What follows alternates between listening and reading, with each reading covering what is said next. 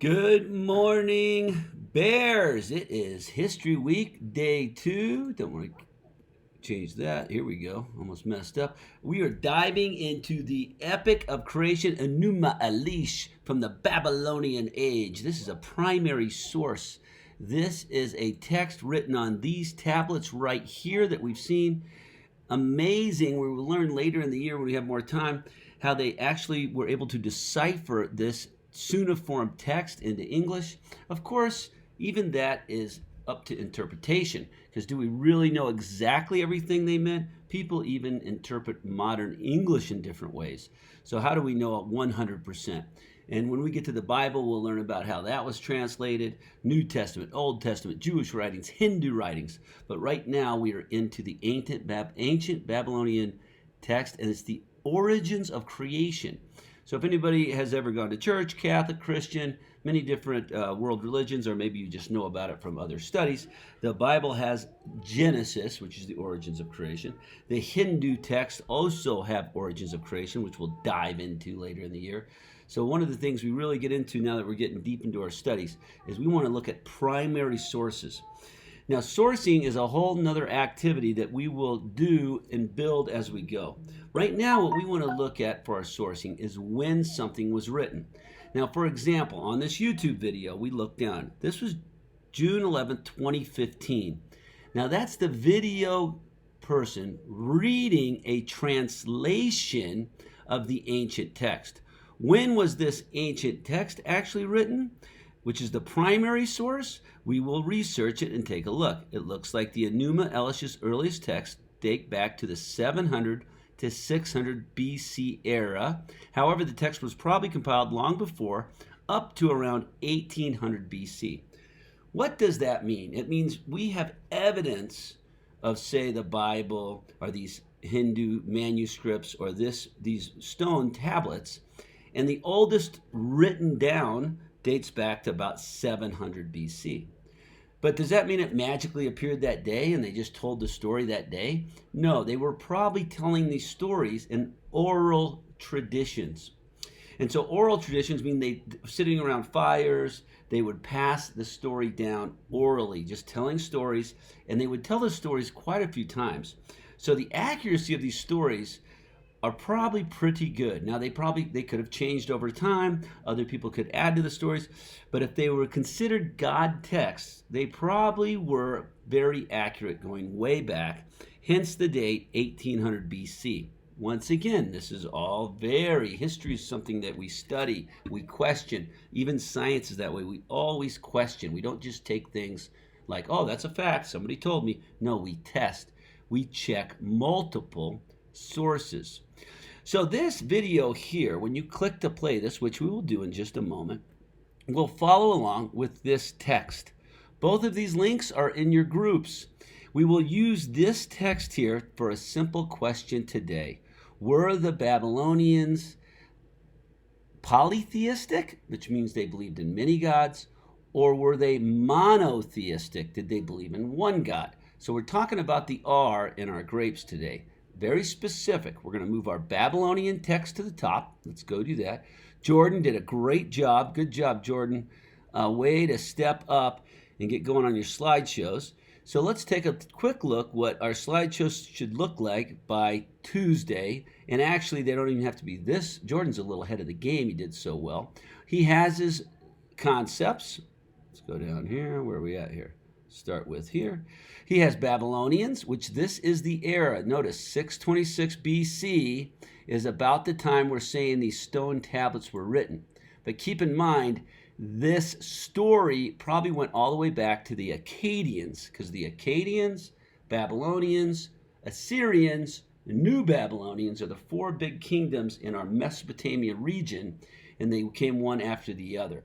And so this story was probably the epic of creation for all 4 of those kingdoms, probably even back to the Sumerians, which were before that.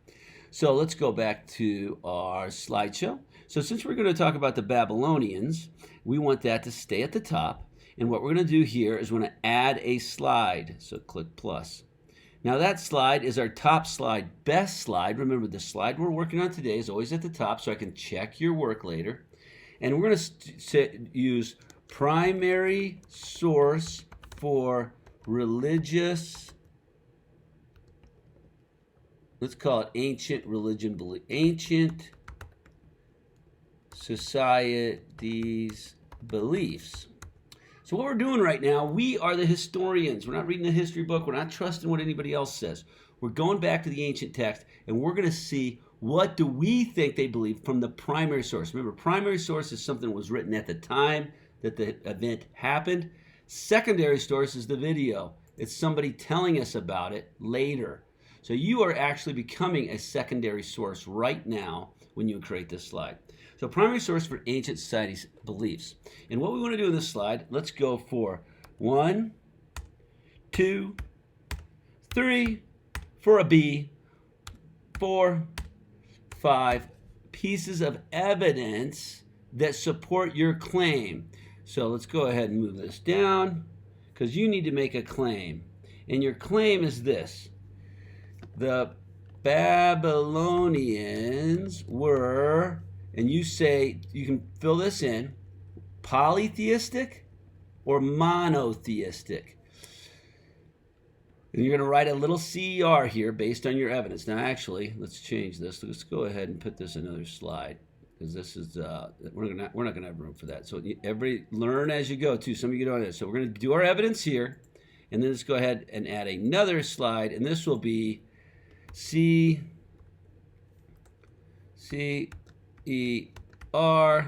the Babylonians, you could be doing this with me, I'm slower than you guys, were, and then you're going to put one of the two, poly or monotheistic. You have to pick one of those. If you write it just like that, it means you're not listening. So what are we doing right now? We're going to go read the text, keep your eyes open, look for evidence. Do they believe in one God or many gods? Let's read the story. First, we're going to hit play here. And this is available to you, like I said, in your text. Follow along with the text. That helps you become a better reader. The Enuma Elish, the Sumerian epic of creation. The first tablet. When in the height heaven was not named, and the earth beneath did not yet bear a name, and the primeval Apsu, who begat them, and Chaos, Tiamat, the mother of them both, their waters were mingled together, and no field was formed, no marsh was to be seen. When of the gods none had been called into being, and none bore a name, and no destinies were ordained. Then were created the gods in the midst of heaven. Lahamu and Lahamu were called into being. Ages increased. Then Ansar and Kisar were created, and over them, long were the days, then came forth Anu their son, Ansar and Anu, and the god Anu. Nudimud, whom his fathers, his begetters, abounding in all wisdom, he was exceedingly strong, he had no rival.